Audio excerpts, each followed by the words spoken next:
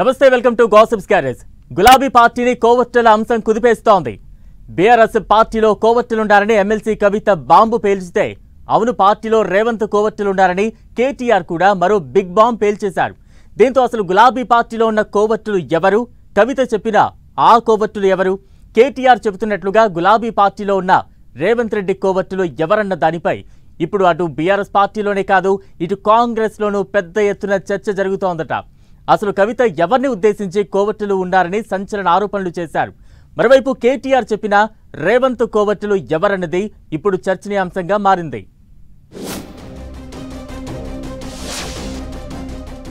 తెలంగాణ ఉద్యమమే ఊపిరిగా ఎదిగిన గులాబీ పార్టీలో పార్టీ అధినేత కేసీఆర్ కూతురు ఎమ్మెల్సీ కవిత అంశం ఇప్పుడు పెను ప్రకంపనలు సృష్టిస్తోంది. వరంగల్లో జరిగిన బీఆర్ఎస్ రజతోత్సవ బహిరంగ సభను ఉద్దేశిస్తూ మై డియర్ డాడీ అంటూ కవిత రాసిన లేఖ ఇప్పటికే పార్టీలో గుబులు రేపుతూ ఉంటే, మరోవైపు పార్టీలో కోవట్టులు ఉన్నారంటూ ఆమె చేసిన కామెంట్స్ ఇప్పుడు గులాబీ పార్టీలో పెద్ద భూకంపాన్ని సృష్టిస్తున్నాయన్న టాక్ వినిపిస్తోంది. కవిత రాసిన లేఖ, ఆమె చేసిన సంచలన కామెంట్లపై తెలంగాణ రాజకీయ వర్గాల్లో ఇప్పుడు బిగ్ డిబేటే జరుగుతోంది. కవిత చెప్పినట్లుగా బీఆర్ఎస్ పార్టీలో ఉన్న ఆ కోవట్టులు ఎవరై ఉంటారంటూ అటు సొంత పార్టీలోనే కాదు ఇటు కాంగ్రెస్ బీజేపీలోనూ హాట్ గా చర్చ జరుగుతోందట. దీనికి తోడు పార్టీ వర్కింగ్ ప్రెసిడెంట్ కేటీఆర్ కూడా పార్టీలో రేవంత్ కోవట్టులు ఉన్నారు అని సంచలన ఆరోపణ చేయడం గులాబీ పార్టీలో పెను ప్రకంపనలే రేపుతోంది. అంతేకాదు కేసీఆర్ చుట్టూ దయ్యాలు కూడా ఉన్నాయని కవిత కామెంట్ చేయడం చర్చనీయాంశంగా మారింది.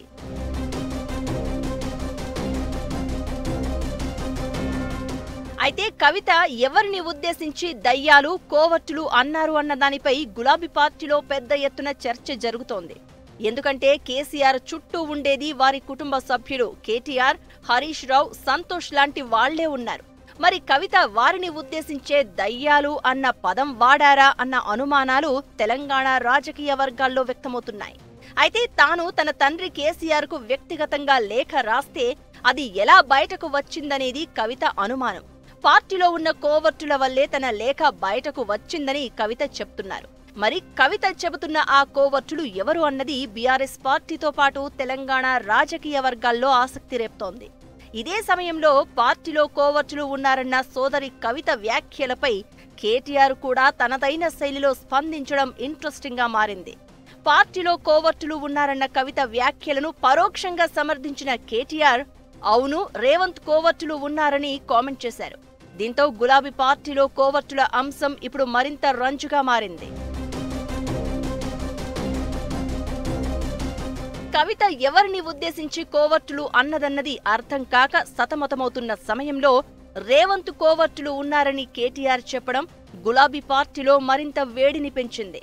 కవిత ఎవరి గురించి చెప్తున్నారు, కేటీఆర్ ఎవరిని ఉద్దేశించి రేవంత్ కోవట్టులు అనే మాట మాట్లాడారు అనే చర్చ బీఆర్ఎస్ లో మొదలైంది. అధినేత కేసీఆర్ చుట్టూ ఎప్పుడూ ఉండేది ఆయన కుటుంబ సభ్యులే. మరి అలాంటప్పుడు కవిత ఎవరిని అనుమానిస్తున్నారు, కేటీఆర్ ఎవరిని అనుమానిస్తున్నారు అన్న సందేహం అందరిలోనూ మొదలైందట. ఇదే సమయంలో ఈ కోవట్టుల అంశం, పార్టీలో అంతర్గత విభేదాలు ఉన్నాయన్న ఆరోపణలు రానున్న రోజుల్లో ఎక్కడికి దారి తీస్తాయో అని బీఆర్ఎస్ లో ఆందోళన నెలకొంది. ఇప్పటికే గత 10 ఏళ్ల బీఆర్ఎస్ పాలనను తప్పుపడుతూ కవిత ఇటీవల సంచలన కామెంట్ చేయడం, ఆ తర్వాత ఇప్పుడు నేరుగా లేఖ రాయడం, అంతటితో ఆగకుండా కోవట్టులు దయ్యాలు అంటూ కామెంట్ చేయడంపై పార్టీ వర్గాల్లో ఇప్పటికే ఆమెపై కొంత వ్యతిరేకత మొదలైందన్న వాదనలు గుసగుసలు కూడా వినిపిస్తున్నాయి. పార్టీలో ఏవైనా అంతర్గత సమస్యలు ఉంటే ఇలా బహిరంగంగా కాకుండా అంతర్గతంగానే చర్చించుకునే వీలున్నా ఇలా బహిరంగంగా కామెంట్స్ చేయడం దేనికి అర్థం అంటూ రాజకీయ వర్గాల్లో చర్చ నడుస్తోంది. అంటే గులాబీ పార్టీలో ఆధిపత్యం కోసం అగ్రనేతల్లో పోరు మొదలైందా? అందుకే ఇలాంటి కామెంట్లు, లేఖలు బయటకు వస్తున్నాయా అన్న అనుమానం రాజకీయ వర్గాల్లో కలుగుతున్నాయట. ఈ పరిణామాలకు పులు స్టాప్ పడుతుందా, మరింత ముదురుతుందా అన్నది రానున్న రోజుల్లో తేలిపోనుంది. మరి కవిత చేసిన వివాదాస్పద వ్యాఖ్యలు, రాసిన లేఖపై పార్టీ అధినేత కేసీఆర్ ఇప్పుడు ఎలా స్పందించబోతున్నారు అనేది ఆసక్తికరంగా మారింది. కేసీఆర్ స్పందన ఎలా ఉండబోతోంది? కవితను పిలిచి మందలిస్తారా, లేదా ఆమెపై ఏమైనా చర్యలు తీసుకుంటారా అన్నది ఆసక్తికరంగా మారింది.